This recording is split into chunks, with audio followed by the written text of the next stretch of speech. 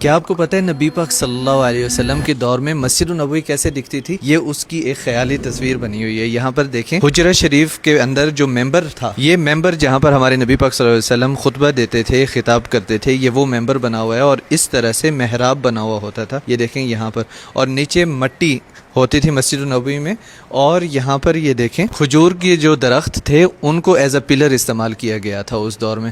سبحان اللہ۔ اور دیکھیں اوپر چھت، کچھ حصے پہ چھت تھی اور کچھ حصہ خالی تھا مسجد النبوی کا، جہاں پر لوگ نماز پڑھا کرتے تھے، اور اس طرح کی کچھ لک آتی تھی مسجد کی۔ یہ ایک خیالی تصویر ہے، ایگزیکٹ نہیں ہے۔ مسجد النبوی کے جو پلرز تھے، پلرز کی بھی کافی روایات ہیں کہ یہ پلر کا فلاں نام ہے، اس پلر کا فلاں نام ہے، لیکن اس میں جو سب سے اوتھینٹک روایت ہے وہ استوانت مخلقہ کی ہے۔ استوانت مخلقہ یعنی کہ استوانہ پلر کو کہتے ہیں۔ ویسے تو ان پلرز کا یہ کام تھا کہ زمین سے چھت کو سنبھال کے رکھنا، جیسے آج کے پلر ہیں، اور یہ میں پلر کہہ رہا ہوں جو کھجور کے درخت لگے ہوئے ہیں، یہ مطلب ان کا کام پلرز کا ہوتا تھا۔